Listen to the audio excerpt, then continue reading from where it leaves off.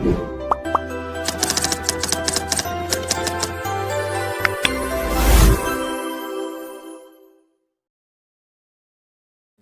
Everyone, welcome to learn easy maths classes. आज इस video में मैं आपको सेट्स एक्सरसाइज 1B के क्वेश्चंस कराऊंगा। In the previous video I explained you exercise number 1A। अगर आपने वो वीडियो नहीं देखी है तो लिंक आपको डिस्क्रिप्शन बॉक्स में मिल जाएगा। So without wasting A time let's begin. इस एक्सरसाइज में हम वेन डायग्राम के क्वेश्चंस को सॉल्व करेंगे। वेन डायग्राम यहाँ पर आपको फर्स्ट क्वेश्चन में ऑलरेडी एक फिगर ड्रॉ करके दिखाई हुई है, सेट को रिप्रेजेंट करके दिखाया हुआ है डायग्राम की हेल्प से। ये वेन डायग्राम कहलाता है। क्वेश्चन में यहाँ पर कहा है फर्स्ट क्वेश्चन में answer the following from the adjoining Venn diagram. यहाँ पर आपको एक वेन डायग्राम शो किया गया है, इसकी हेल्प से आपको इनके आंसर्स देने हैं। ठीक है, तो वेन डायग्राम क्या होता है? किसी भी सेट को रिप्रेजेंट करने के लिए जो फिगर बनाई जाती है उसको वेन डायग्राम बुलाते हैं। ठीक है, फर्स्ट पार्ट है यहाँ पर write the set A by the roster method. आपको फर्स्ट पार्ट में सेट ए को रोस्टर मेथड में लिख के दिखाना है। रोस्टर मेथड में क्या करते हैं, सारे मेंबर्स जो ए के अंदर आ रहे हैं उनको लिखना होता है। सो अगर आप इस सर्कल को देखेंगे जिसमें कैपिटल ए लिखा हुआ है, ये कैपिटल ए डिनोट कर रहा है सेट ए को, ये सर्कल वाला। इस सर्कल के इनसाइड में small a, small b and small c आ रहा है।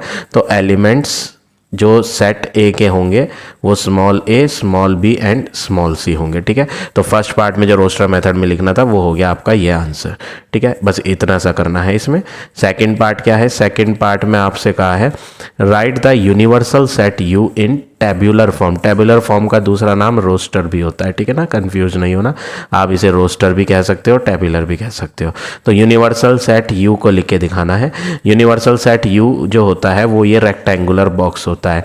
तो इस रेक्टेंगुलर बॉक्स के अंदर लिखे हुए सारे एलिमेंट्स क्या होते हैं? यूनिवर्सल सेट के मेंबर्स होते हैं। जैसे कि इस यूनिवर्सल सेट जो रेक्टेंगुलर बॉक्स है उसके अंदर आपको small a, small b, small C, E, F, ये जितने भी स्मॉल लेटर्स लिखे हुए हैं ये सब के सब रेक्टेंगल के अंदर ही हैं। सर्कल के अंदर भी है और रेक्टेंगल के अंदर भी है। ये तीनों कंफ्यूज नहीं होना है। ये जो तीन चीज़ें हैं ये सेट ए का भी हिस्सा है और सेट ए किसके अंदर आ रहा है? यूनिवर्सल सेट के अंदर। तो ये जो तीन चीज़ ए के अंदर दिखाई दे रही हैं वो यूनिवर्सल के अंदर भी काउंट होंगी। और ये जो बाहर है वो भी रेक्टेंगल के अंदर ही दिख रहे हैं। सर्कल के तो बाहर है बट रेक्टेंगल के अंदर है। तो ये सब के सब जो रेक्टेंगल के अंदर स्मॉल लेटर्स लिखे हैं ए, बी, सी और बाहर है ई, एफ, ये सब के सब एलिमेंट्स हैं, मेंबर्स हैं किसके? यूनिवर्सल सेट के। ठीक है, तो ये हो गया आपका पार्ट नंबर सेकेंड। अब देखिए part number third, fill in the blanks using belong to और not belong to. First part small a dash capital A. आपको बताना है क्या स्मॉल ए मेंबर है सेट ए का या नहीं। तो देखो सेट ए को हमने यहाँ रोस्टर फॉर्म में लिखा ही था। तो आप देखो सेट ए के अंदर स्मॉल ए आ रहा है, हाँ, तो आप यहाँ भर दोगे बिलोंग टू। ठीक है, B part small e dash A. क्या स्मॉल ई मेंबर है ए सेट का? स्मॉल बी, स्मॉल ई नहीं आ रहा ए के अंदर, ई आ रहा है यूनिवर्सल के अंदर। तो यहाँ पर आप ए के अंदर नहीं आ रहा है तो आप इसे क्या लिखोगे? नॉट बिलोंग टू, क्योंकि ए सेट के अंदर नहीं है ई। ठीक है, C part F dash A complement. यहाँ पर ना ए के ऊपर डैश लगा हुआ है, ये क्या है? A complement. ए कॉम्प्लीमेंट बोलते हैं इसे। कॉम्प्लीमेंट में क्या होता है? ए को छोड़कर बाकी सारी चीज़ ए कॉम्प्लीमेंट में गिनी जाती है। A complement means leave A. A complement का मतलब क्या होता है? Leave A and take rest, और ले लो रेस्ट ऑफ द वैल्यूज़। जो वैल्यूज़ हैं बची हुई उनको लिया जाएगा। ठीक है, लीव ए की वैल्यूज़ को छोड़ दिया जाएगा और बाकी बची हुई सारी वैल्यूज़ को लिया जाएगा, तब जाके वो ए कॉम्प्लीमेंट कहलाता है। ठीक है, तो ए कॉम्प्लीमेंट एक्चुअली में क्या होगा? ए कॉम्प्लीमेंट होगा ए वाले सर्कल को छोड़ के, यानी ये जो बाहर का हिस्सा है ना सर्कल के बाहर का, ये एक्चुअली में ए कॉम्प्लीमेंट को शो कर रहा है, ये जो बाहर का हिस्सा है। तो वो पूछ रहा है क्या एफ ए कॉम्प्लीमेंट के अंदर आ रहा है एफ, हाँ जी एफ तो ए कॉम्प्लीमेंट के अंदर ही है। ए कॉम्प्लीमेंट ये मैंने शेड करके दिखाया है, तो यहाँ पर हम लिख देंगे बिलोंग टू का सिंबल, ठीक है। तो इस तरह से आपको ये सारे पार्ट करने हैं क्वेश्चन नंबर फर्स्ट के। अब आ जाते हैं नेक्स्ट क्वेश्चन पे।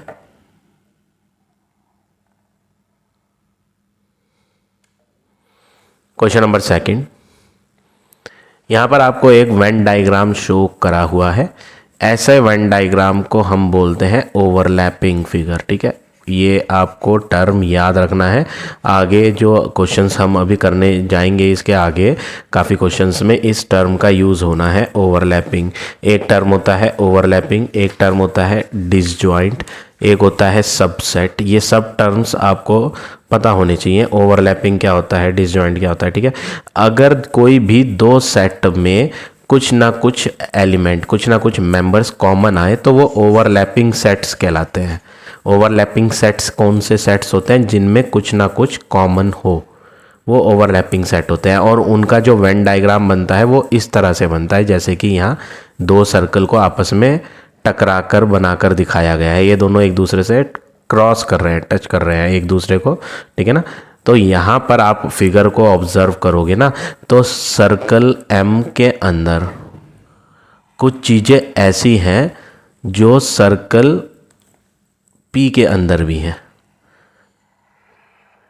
ऐसी कुछ चीज़ें जो सर्कल एम के अंदर भी हैं और पी के अंदर भी हैं, कॉमन है, वो हैं ये तीन, 2, 3 और 4, है ना। जब इसमें कुछ ना कुछ एलिमेंट्स दोनों सेट में कॉमन आता है ना, तो वहाँ पर सेट्स को ओवरलैपिंग सेट्स कहा जाता है और उनमें फिगर इस तरह से बनती है। तो ये जो वेन डायग्राम बना हुआ है ये कहलाएगा ओवरलैपिंग सेट्स का वेन डायग्राम, ठीक है। अब हम यहाँ पर फर्स्ट पार्ट करते हैं। Write the set M and P in tabular form. एक तो एम सेट को लिखना है और एक पी। तो हम जल्दी से देखेंगे एम वाले जो सर्कल हमने यहाँ ब्लू कलर से हाईलाइट करा है उसके अंदर कौन कौन से मेंबर आ रहे हैं। 1 आ रहा है एम के अंदर, ये जो 2 दिख रहा है ना, ये 2 ये भी एम वाले सर्कल के अंदर आ रहा है। 3 भी आ रहा है, 4 भी आ रहा है, 1 2 3 4 और एक ये बाहर 5 यार, ये सब एम वाले सर्कल के अंदर है। These all are the members of set M, ठीक है। अब बारी है पी सेट को लिखने की। पी वाला सर्कल रेड कलर से मैंने शो करा है, जिसके अंदर कौन कौन से एलिमेंट्स आ रहे हैं, 2 3 4 6 7 8, ये सब पी के अंदर है। तो लिख देंगे हम यहाँ 2 3 4 6 7 एंड 8, ठीक है। ये तो हो गया आपका फर्स्ट पार्ट का आंसर। अब देखें part number second. Write the members common to M and P. आपको ऐसे मेंबर्स लिखने हैं जो कॉमन है एम में भी और पी में भी। तो कॉमन वालों के लिए हम एक सिंबल यूज़ करते हैं। सिंबल वो होता है इंटरसेक्शन का सिंबल, जो उल्टा यू बनता है। देखो सीधा यू ऐसे होता है, उल्टा यू है, ये कहलाता है यूनियन, ये कहलाता है यूनियन, ये कहलाता है इंटरसेक्शन। उल्टा यू जो सिंबल होता है इंटरसेक्शन। इंटरसेक्शन में क्या लेते हैं, कॉमन वैल्यूज़ लेते हैं, कॉमन मेंबर्स। इंटरसेक्शन में क्या लिया जाता है, कॉमन मेंबर्स ऑफ 2 सेट्स। जो 2 सेट में कॉमन मेंबर्स होते हैं वो इंटरसेक्शन में लिए जाते हैं। और यूनियन में हमें ऑल मेंबर्स लेने होते हैं। ऑल मेंबर्स, कॉमन वाले ही नहीं, सब कुछ लेना होता है। All members of both sets, जो दोनों सेट दिए हुए होंगे उनके सारे मेंबर्स यूनियन में आते हैं और सेम वाले मेंबर्स इंटरसेक्शन में आते हैं। तो यहाँ पे कॉमन पूछा था एम और पी में, यानी एम सेट और पी सेट का इंटरसेक्शन पूछा गया है, कॉमन वाला, ठीक है ना। तो यहाँ पर हम कॉमन ढूंढ लेंगे, और अगर आप यहाँ से ढूंढना चाहें इन दोनों में से कॉमन तो वो भी लिख सकते हैं, वरना वेन डायग्राम में आपको दिख ही रहा है ये बीच का हिस्सा ऐसा है जो ब्लू सर्कल में भी है और रेड में भी। तो इंटरसेक्शन में आना है 2 3 एंड 4। तो कॉमन वैल्यूज़ जो इंटरसेक्शन की हेल्प से शो करते हैं वो क्या हो गया, 2 3 एंड 4। इस तरह से आपको ये पार्ट नंबर सेकंड करना है, ठीक है। आंसर शीट में आपको यहाँ बिना ब्रैकेट के दिया हुआ है, मैंने आपको ना एक सेट बना के दिखाया है। आंसर शीट में जो दिया है वो बिना ब्रैकेट के दिया है, वो बिल्कुल सही है। अगर आप ऐसे लिख के दिखाओगे वो भी करेक्ट माना जाएगा। बिना ब्रैकेट के क्यों लिख के दिखाया है आंसर शीट में? क्योंकि ये जो मैंने लिख के दिखाया है ना, ये प्रेजेंटेशन सेट की है, ये सेट की प्रेजेंटेशन है। क्वेश्चन में सेट की प्रेजेंटेशन को नहीं कहा, तो आप ऐसे लिखोगे तो वो गलत नहीं माना जाएगा। इन्होंने तो खाली मेंबर पूछे थे जो कॉमन है एम और पी में, तो आपको कॉमन मेंबर्स मांगे गए हैं, तो आप बिना ब्रैकेट के लिखोगे तब भी ठीक माना जाएगा, ठीक है ना। कॉमन मेंबर्स क्या हो गए? कॉमन मेंबर्स आर 2, 3 एंड 4, ठीक है। इस तरह से लिख दो या सेट बनाकर दिखा दो, वो दोनों करेक्ट माने जाएंगे, ठीक है। चलिए अब आते हैं नेक्स्ट क्वेश्चन पे। क्वेश्चन नंबर 3, यहाँ पर आपको जो ये वेन डायग्राम के प्रेजेंटेशन दिखाई है, इस प्रेजेंटेशन को बोलते हैं सबसेट। सबसेट पिछले वाले में हमने क्या पढ़ा था?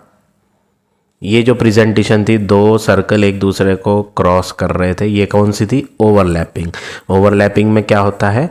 दो सेट्स में कुछ वैल्यूज़ कॉमन होती हैं, ठीक है। यहाँ पर जो अब हम पढ़ेंगे ये प्रेजेंटेशन कौन सी है? सबसेट। सबसेट में क्या होता है? किसी एक सेट के सारे मेंबर दूसरे में आ जाएं तो सबसेट कहलाता है। क्या कहा मैंने? एक बार और रिपीट कर रहा हूँ। If all the member of any of the set, any of the one set is coming in another set, सारे के सारे मेंबर्स किसी एक सेट के दूसरे में आ जाएं। जैसे यहाँ फिगर देखो, एक बी नाम का सेट है, ब्लू कलर से मैं हाईलाइट कर देता हूँ, ये बी सेट है, कैपिटल बी से शो करा हुआ है।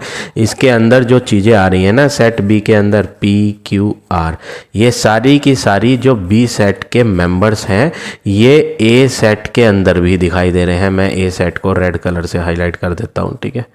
ये लो जी, रेड कलर से कर देते हैं, ठीक है।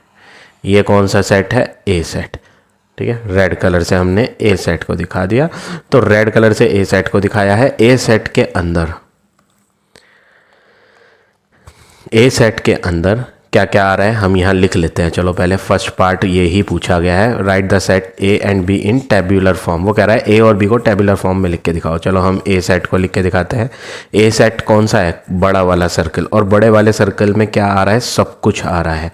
जो ये बी के अंदर थे वो भी तो ए वाला सर्कल के अंदर ही बैठा है। बी सर्कल किसके अंदर बैठा है? ए के अंदर, यानी ये जो बी वाली चीज़ें हैं ये ए के अंदर भी हैं। तो हम लिखेंगे पी क्यू आर, जो बी के अंदर दिख रही हैं वो ए में भी गिनी जाएंगी, और जो ये बाहर दिख रही है ना ये भी ए के अंदर है, एस एंड टी, 5 चीज़ आएंगी। और बी सेट में क्या है? बी सेट में सिर्फ 3 चीज़ हैं, पी क्यू एंड आर। अब मैंने इस प्रेजेंटेशन को सबसेट क्यों कहा था?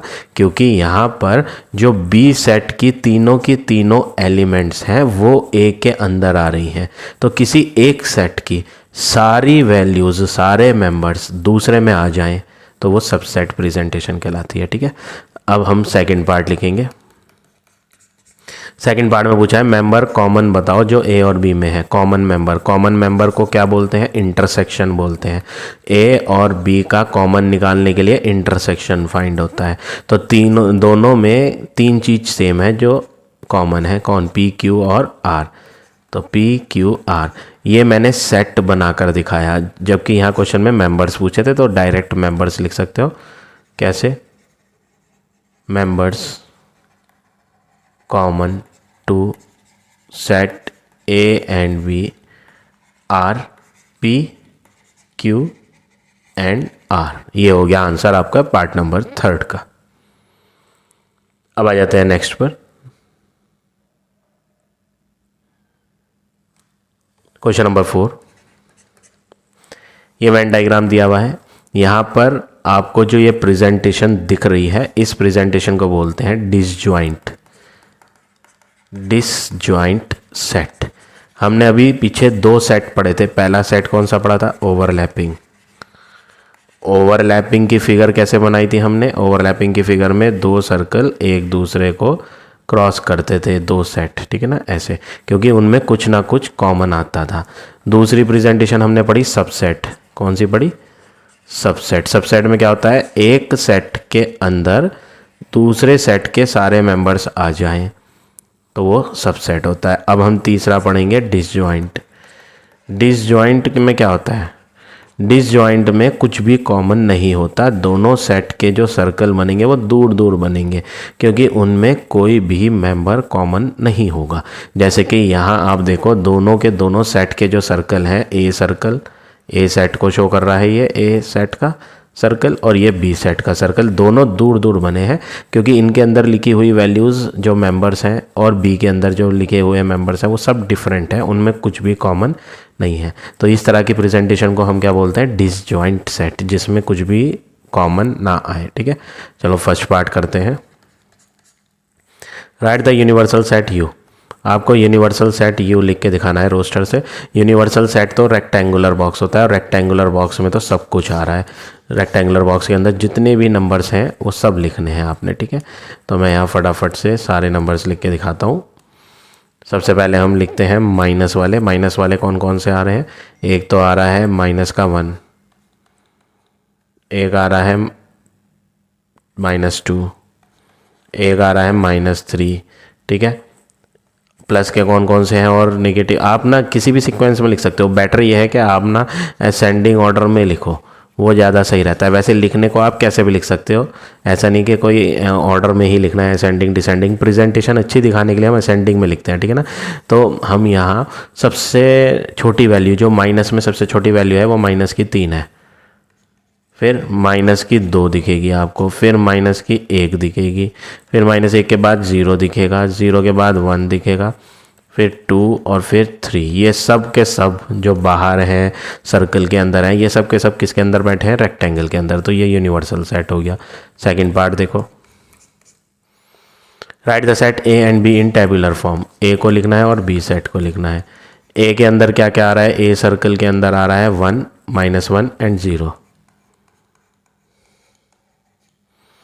बी सेट की बात करें, बी सेट के अंदर क्या क्या आ रहा है? बी सेट के अंदर आ रहा है 2, -2, ये 2 आ रहे हैं। ठीक है, तो ये हो गया आपका टेबुलर फॉर्म में सेट ए और सेट बी। अब थर्ड पार्ट देखें,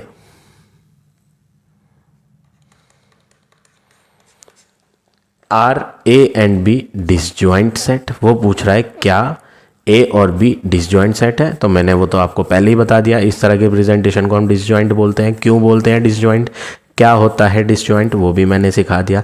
अगर दो सेट के अंदर कुछ भी कॉमन मेंबर नहीं आता तो वो डिसजॉइंट होते हैं। तो हम यहाँ कॉमन मेंबर लिख के दिखाएंगे। ए सेट का और बी सेट का कॉमन, कॉमन का मतलब इंटरसेक्शन क्या है दोनों में? ए और बी में कुछ सेम दिखाई दे रहा है, जो ए में नंबर है और जो बी में नंबर लिखे हैं कुछ भी सेम नहीं है। तो हम ए इंटरसेक्शन बी के अंदर जो सेट लिखेंगे उसमें कुछ नहीं लिखेंगे, हम क्या लिखेंगे? It is empty set. ये जो हमने इंटरसेक्शन निकाला वो एक एम्प्टी सेट आया, इसलिए जो ए सेट है एंड बी है वो कैसे सेट है? डिसजॉइंट सेट, क्योंकि उनमें इंटरसेक्शन निकालने पे एम्प्टी सेट आ रहा है, इसलिए ए और बी को क्या कहा जाएगा? डिसजॉइंट सेट कहा जाएगा। इस तरह से आप ये क्वेश्चन नंबर 4 करोगे। अब आ जाते हैं नेक्स्ट क्वेश्चन पे।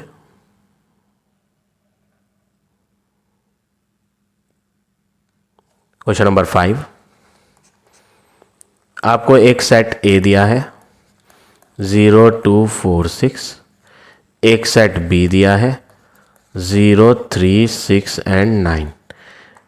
Represent them by Venn diagram. वो कह रहा है आप इन दोनों सेट्स को वेन डायग्राम से रिप्रेजेंट करो। तो अभी तक जो हमने पिछले क्वेश्चन करे थे उनमें वेन डायग्राम बने हुए थे, इस बार हमें खुद बनाना है। तो वेन डायग्राम बनाने के लिए सबसे पहले आप कॉमन चेक करो, कॉमन एलिमेंट्स। कॉमन का मतलब इंटरसेक्शन। तो आपको ढूंढना है कि ए और बी में क्या कॉमन है। एक तो 0 कॉमन है जो दोनों में आ रहा है, एक 6 कॉमन है जो दोनों में आ रहा है, इनके अलावा और कोई चीज़ दोनों में कॉमन नहीं है। जब कॉमन आ जाता है, इंटरसेक्शन आ जाता है, तो हम उन्हें सेट्स को कैसे सेट्स बुलाते हैं? Overlapping sets. ठीक है ना, ए एंड बी आर कैसे सेट है? Overlapping sets. क्यों? क्योंकि इंटरसेक्शन निकालने पे एम्प्टी नहीं आया, it is not an empty set. जब एम्प्टी सेट नहीं आता तो उन दोनों सेट को ओवरलैपिंग सेट कहा जाता है। ठीक है, ये बात याद रखनी है आपको। और ओवरलैपिंग की फिगर हमने पीछे देखी थी, दो सर्कल आपस में एक दूसरे को क्रॉस करके बनते हैं, टच करके बनते हैं। ठीक है, एक पे सेट ए डाला जाएगा, एक पे सेट बी। सबसे पहले जो यहाँ पर फिल किया जाएगा वो फिल किया जाएगा ये बीच वाला हिस्सा जो दोनों सर्कल में है, कॉमन वाला ये बीच का हिस्सा। इसमें हम क्या भरेंगे, इसमें हम भरेंगे जो इंटरसेक्शन आया 0 और 6। अब ए वाला सर्कल देखेंगे, ए वाला सर्कल ये है, ये पूरा ए सर्कल है जिसके अंदर दो चीज़ें हमने ऑलरेडी भर दी हैं जो कॉमन थी, 0 और 6। तो ए वाली 0 और 6 छोड़ के 2 और 4 जो बची वो यहाँ फिल करेंगे साइड में। ठीक है, अब बी वाले सर्कल को देखेंगे, बी वाला सर्कल ये है और बी वाले सर्कल में आपको 0 और 6 पहले से ही भरा हुआ दिख रहा है क्योंकि वो कॉमन था 0 6। तो बी की 0 और 6 छोड़ दी जाए, बचा है 3 9, वो इधर भर दी जाए। तो ये हो गया आपका वेन डायग्राम कंप्लीट। इस तरह से आपको ये क्वेश्चन नंबर 5 करना है। अब देखें नेक्स्ट क्वेश्चन नंबर 6। एक सेट X बनाना है जिसमें आपको होल नंबर्स लिखने हैं जो लेस देन 5 हो। X की तरफ बंद सिंबल है तो लेस देन बोलेंगे, होल नंबर लेस देन 5 लिखने हैं तो 0 1 2 3 एंड 4 ये सब होल नंबर है जो 5 से छोटे हैं। वाई सेट भी है एक, वाई सेट में x बिलोंग टू इंटीजर, हमें इंटीजर लिखने हैं, मतलब प्लस के भी लिख सकते हैं और माइनस के भी। आगे बोला है x की वैल्यू -2 के इक्वल है और बड़ी है। नीचे एक लाइन खींची हुई है, ये लाइन इक्वल का सिंबल है, -2 भी लेना है, इससे बड़ी भी लेनी है। चलो -2 भी ले लेते हैं, इससे बड़ी -1, उससे बड़ी 0। कहाँ तक लेनी है, प्लस के 2 से इक्वल भी है और छोटी भी है, मतलब +2 भी लिया जा सकता है और उससे छोटे भी। तो -2 -1 0 1 और प्लस के 2 तक ले लिया। ठीक है, ये हो गए दो सेट x और y। अब वो कह रहा है आप वेन डायग्राम बनाओ। वेन डायग्राम बनाने के लिए दोनों सेट का पहले इंटरसेक्शन फाइंड किया जाएगा कि कुछ सेम है या नहीं दोनों में। तो आप देखोगे 0 सेम है दोनों में, 1 भी दोनों में सेम है और 2 भी। तो 3 एलिमेंट्स सेम है, 0 1 एंड 2। तो जब सेम आ जाएगा तो ये एम्प्टी सेट तो है नहीं क्योंकि इसके अंदर 3 एलिमेंट्स आ रहे हैं, it is not an empty set. और जब एम्प्टी सेट नहीं है तो हम इनको ओवरलैपिंग बोलेंगे। So x and y are, x और y कैसे हैं, ओवरलैपिंग सेट्स। और ओवरलैपिंग सेट्स की फिगर कैसे बनती है, दो सर्कल आपस में क्रॉस करके। ठीक है, ये सर्कल्स जो है आप कंपास से बनाएं एग्ज़ाम में और अपनी नोटबुक में भी, तो प्रेजेंटेशन अच्छी दिखाई देगी। ठीक है, कंपास से बना लेंगे। एक पे x सेट का नाम आएगा, एक पे y सेट का नाम। सबसे पहले जब वेन डायग्राम बनाते हैं तो बीच का कॉमन वाला हिस्सा भरते हैं। कॉमन है 0 1 और 2, ये हमने कॉमन भर दिया। अब बारी है x सेट के अंदर क्या क्या आएगा। x सेट के अंदर ऑलरेडी 3 चीज़ हमने लिख दी, 0 1 और 2 तो x के अंदर आ ही गया, तो बचे क्या 3 4, वो यहाँ लिखने हैं। अब y की बारी है, y के अंदर भी 0 1 2 तो आ ही गया पहले ही, y सेट के अंदर 0 1 2। तो बचा क्या क्या, 0 1 2 को अगर छोड़ दिया जाए तो -2 और -1 बचा, वो यहाँ आ जाएगा। तो इस तरह से आपको ये क्वेश्चन नंबर 6 करना है। अब आ जाते हैं नेक्स्ट क्वेश्चन पे।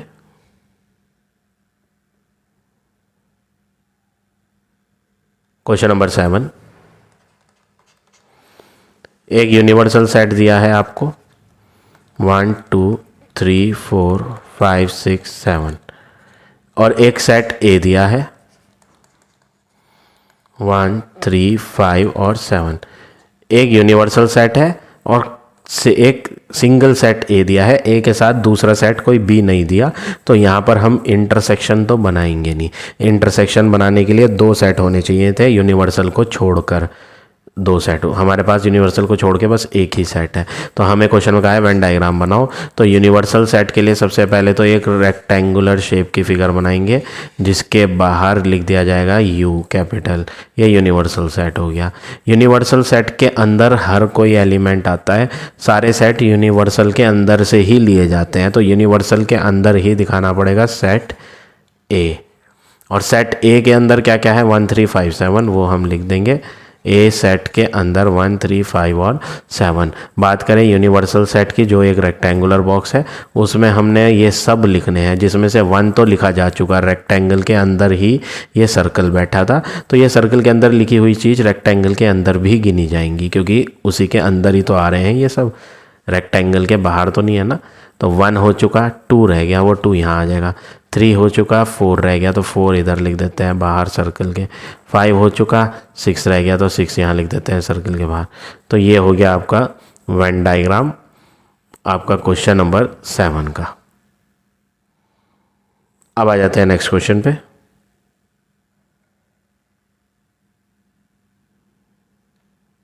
क्वेश्चन नंबर 8th क्वेश्चन में आपको सेट एक्स दिया है 2 4 6, एक वाई सेट दिया है 3 6 9, थर्ड सेट जेड भी दिया है capital Z 4 8 12 16। Identify the disjoint and overlapping set. वो कह रहा है आपको पता करना है कि डिसजॉइंट कौन सा है और ओवरलैपिंग, और ये मैं आपको ऑलरेडी पीछे सिखा चुका हूँ पार्ट्स में। डिसजॉइंट और ओवरलैपिंग के लिए हमें फाइंड करना पड़ता है इंटरसेक्शन, कॉमन चीज़, कॉमन क्या है, ठीक है ना। तो वही चीज़ चेक करेंगे। चलो फर्स्ट पार्ट करते हैं। फर्स्ट पार्ट में कहा है एक्स और वाई सेट का पता करो, एक्स का और वाई का। चलो जी, तो पहले हम कॉमन ढूंढते हैं। एक्स कॉमन का मतलब क्या होता है, इंटरसेक्शन। एक्स इंटरसेक्शन वाई ढूंढते हैं, यानी एक्स और वाई में कॉमन क्या है। एक्स और वाई में आपको एक 6 कॉमन दिखाई देगा, ये 6 दोनों में आ रहा है और कोई वैल्यू दोनों में नहीं आ रही, तो एटलीस्ट एक मेंबर तो कॉमन आया ना, तो ये एम्प्टी सेट नहीं है। It is not an empty set. So जब एम्प्टी नहीं होता तो उन दोनों सेट को क्या बोला जाता है, एक्स और वाई को क्या बोलेंगे। So X and Y are overlapping, क्योंकि कॉमन आ रहा है इसलिए हम इन्हें क्या बुलाएंगे, ओवरलैपिंग बुलाएंगे, ठीक है, ओवरलैपिंग सेट्स। अब यहाँ पे क्वेश्चन में ये भी कहा था, लास्ट में अगर आप पढ़ेंगे तो लिखा है also show them by Venn diagram. Venn diagram भी बनाना है। चलो फर्स्ट पार्ट में वेन डायग्राम भी बना लेते हैं। ओवरलैपिंग का वेन डायग्राम कैसे बनता है, 2 सर्कल आपस में एक दूसरे को क्रॉस करके, कट करके बनते हैं, ठीक है। ऐसे एक पे कैपिटल एक्स डाला जाएगा सेट, एक पे कैपिटल वाई डाला जाएगा। सबसे पहले कौन सा हिस्सा भरा जाता है, ये बीच वाला जो दोनों में कॉमन होता है। तो कॉमन दोनों में क्या था, 6, तो हम यहाँ 6 लिखेंगे, ठीक है। अब ये जो एक्स वाला सर्कल है, एक्स वाला सेट है, ये गोला जो बनाया हुआ है एक्स सेट का, इसमें 6 आ चुका है। तो एक्स सेट के अंदर 6 को छोड़ के 2 और 4 बच रहे हैं, वो बचे हुए यहाँ लिखेंगे हम, ठीक है। अब बारी है वाई सेट की। वाई सेट के अंदर 6 आ गया, ये जो वाई का सर्कल है उसके अंदर भी बैठा है 6, तो वाई में से 6 को छोड़ के 3 और 9 बच रहे हैं, वो 3 और 9 यहाँ आ जाएंगे। तो ये हो गया आपका फर्स्ट पार्ट। अब देखिए पार्ट नंबर सेकंड पार्ट में वाई और जेड सेट है, वाई एंड जेड। तो हमें पहले इंटरसेक्शन निकालना है वाई का और जेड का। तो हम पहले चेक करेंगे कि वाई और जेड में कुछ कॉमन है या नहीं। ज़रा देखें, वाई ये है, जेड ये है, दोनों में 3 तो कॉमन नहीं है, 6 भी कॉमन नहीं आ रहा, 9 भी कॉमन नहीं आ रहा, कुछ भी कॉमन नहीं है। वाई में तो 3 ही चीज़ हैं और वो तीनों जेड में है ही नहीं कहीं भी। तो यहाँ पर एम्प्टी सेट आएगा, ब्रैकेट बना के उसमें कुछ नहीं भरेंगे। आप क्या लिखोगे, ये कैसा सेट है, it is an empty set, और एम्प्टी सेट वाले में डिसजॉइंट माना जाता है। सो वाई एंड जेड, जो वाई सेट है और जेड सेट है, वो कैसे सेट होंगे, disjoint. So Y and Z are disjoint set, ठीक है। और डिसजॉइंट की फिगर कैसे होती है वो हमने पीछे क्वेश्चंस में देखी थी। डिसजॉइंट में जो वेन डायग्राम बनता है वो दोनों सर्कल दूर दूर बनते हैं, वो कट नहीं करते एक दूसरे को, ठीक है। एक पे वाई सेट का नाम आएगा, एक पे जेड सेट का नाम आएगा, ठीक है। वाई के अंदर क्या क्या भरेंगे, वाई के अंदर भरेंगे 3 6 और 9, और जेड में क्या भरेंगे 4 8 12 और 16, जो हमने यहाँ बना भी रखे थे, ठीक है ना, उनको ही भरा हमने। तो ये हो गया पार्ट नंबर 2। अब देखिए पार्ट नंबर 3।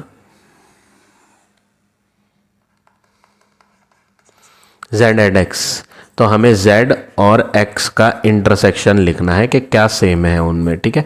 चलो चेक करते हैं, z वाले में और x वाले में z ये है और x ये है, क्या इन दोनों के अंदर कुछ सेम है, चेक करते हैं। देखो x का 2 z में नहीं है, x में 4 जो है वो z में आ रहा है, तो पहला कॉमन क्या दिखाई दिया 4। x का जो तीसरा नंबर है 6 वो z में नहीं है, तो कुल मिला के z और x में एक ही एलिमेंट कॉमन है, तो एटलीस्ट एक तो कॉमन आया ना। तो आप क्या लिखोगे, it is not an empty set, ये एम्प्टी सेट नहीं है, it is not an empty set. और जो एम्प्टी नहीं होता उसको ओवरलैपिंग बोलते हैं। So z and x are overlapping, इसलिए z और x को क्या कहा जाएगा, ओवरलैपिंग सेट। अब ओवरलैपिंग सेट का वेन डायग्राम कैसे बनेगा, दो सर्कल आपस में एक दूसरे को क्रॉस करेंगे, ठीक है। एक पे z और दूसरे पे x आएगा। सबसे पहले बीच का कॉमन वाला हिस्सा भरा जाएगा जिसमें कॉमन है 4, ये 4 कॉमन। अब z वाला सर्कल देखेंगे, z वाले सर्कल के अंदर 4 आ चुका, तो z वाला 4 छोड़ के 8, 12, 16 यहाँ भर देंगे, 8, 12, 16, ठीक है। अब बारी है x वाले सर्कल की, x वाले सर्कल में 4 है, यानी x सेट का 4 आ चुका है, तो x सेट में 4 को छोड़ दिया जाए तो 2 और 6 बचता है, वो 2 और 6 हम यहाँ भर देंगे। तो ये हो गया आपका फाइनल आंसर क्वेश्चन नंबर 8 का। अगर आपको वीडियो पसंद आ रही है तो प्लीज़ लाइक, कमेंट और शेयर ज़रूर करें। अब आ जाते हैं हम इसके अगले क्वेश्चन पे, क्वेश्चन नंबर 9। बिल्कुल सेम वे में करना है जैसे क्वेश्चन 8 था, ठीक है।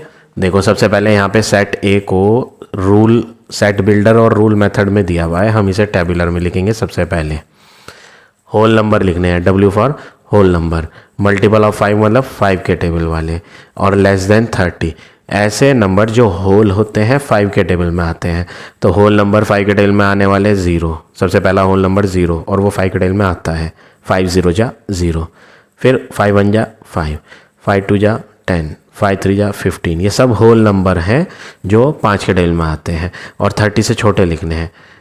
15 के बाद 20, 20 के बाद 25, 30 को नहीं लेना क्योंकि 30 से छोटे लिखने थे, ठीक है। अब बारी है बी सेट की। सेट बी में क्या लिखना है, बी सेट में नेचुरल नंबर लिखने हैं, नेचुरल नंबर में 0 नहीं आता, ठीक है। डिविजिबल बाय 7, 7 के टेबल वाले लिखने हैं, 7 1 जा 7, 7 2 जा 14, 7 3 जा 21, 7 4 जा 28। यहाँ पर बोला था x की वैल्यू लेस देन 30, 30 से छोटी होनी चाहिए, तो बस यही आएंगे बी सेट में, ठीक है। अब लिखते हैं सी सेट। सेट सी, होल नंबर लिखने हैं और x इज़ लेस देन 5, 5 से छोटे होल नंबर 0 1 2 3 एंड 4। तो ये हमने तीनों सेट्स को टैबुलर फॉर्म में लिख लिया है। अब हम वेरिफिकेशन वाला क्वेश्चन करते हैं। यहाँ पर कहीं पे भी क्वेश्चन में वेन डायग्राम ड्रॉ करने के लिए नहीं बोला, पिछले क्वेश्चन में बोला था बट इसमें नहीं बोला, तो हम नहीं बनाएंगे जब उन्होंने बोला ही नहीं है, ठीक है। तो वेरीफाई करना है ए और बी कैसे सेट है, डिसजॉइंट।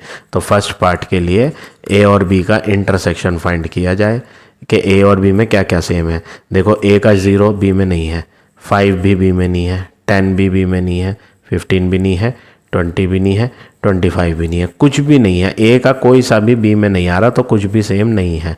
कुछ भी सेम ना आने पे क्या बोलते हैं, empty set. It is an empty set.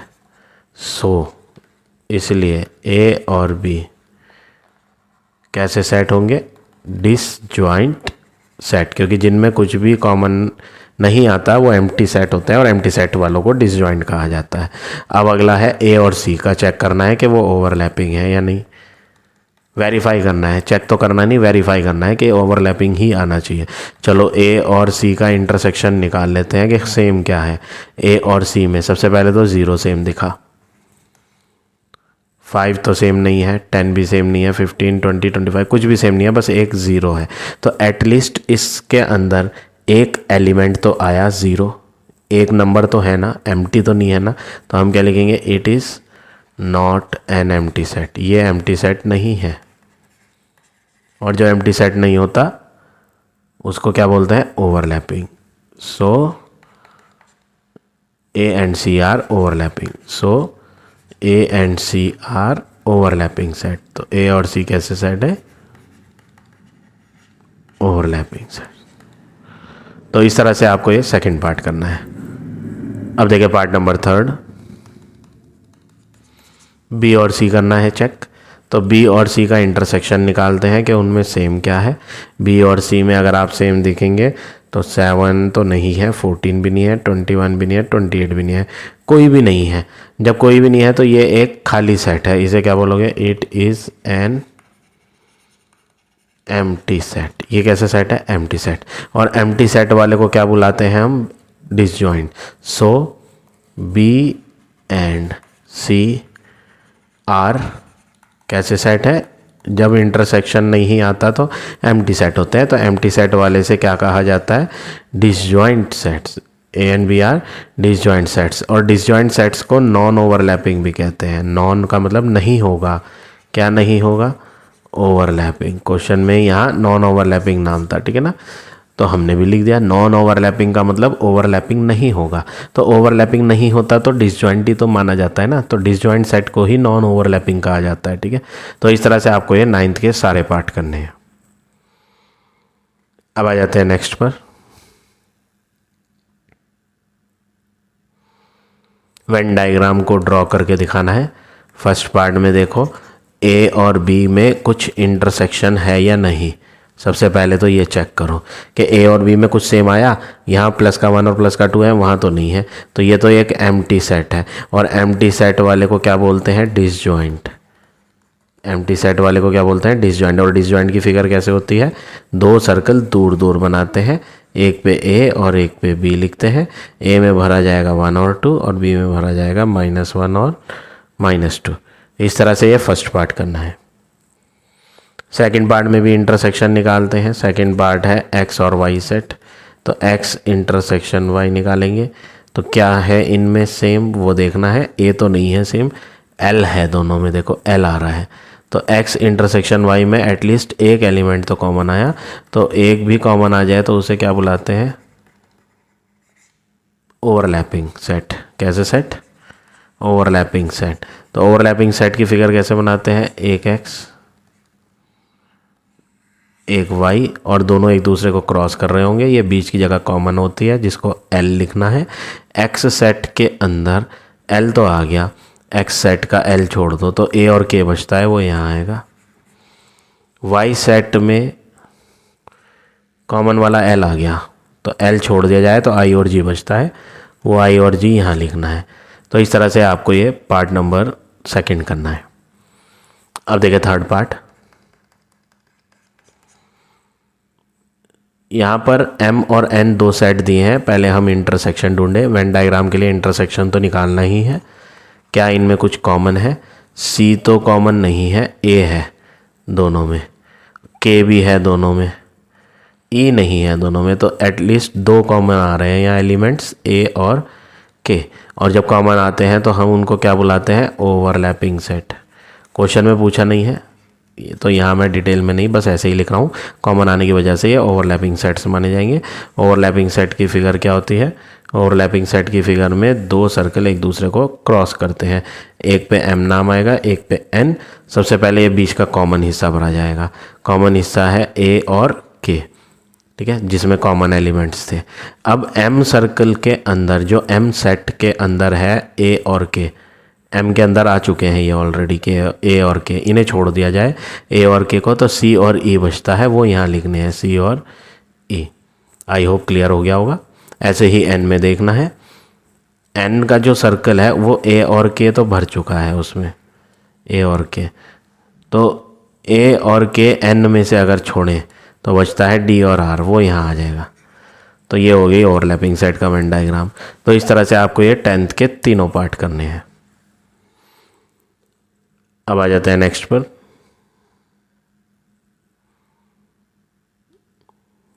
Last question of this exercise.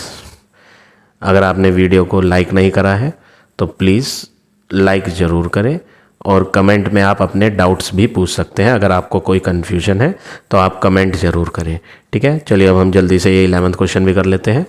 यहाँ पर आपको एक यूनिवर्सल सेट यू दिया है सेट बिल्डर फॉर्म में। हम इसे पहले रोस्टर में कर लेते हैं।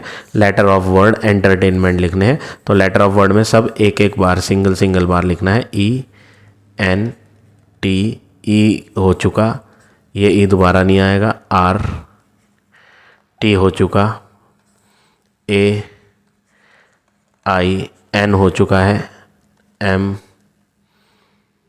ई हो चुका, एन हो चुका, टी हो चुका, बस ये हो गया। ठीक है, तो ये तो हो गया यूनिवर्सल सेट। अब एक सेट एक्स है जिसमें आ रहा है ए आई आर और टी।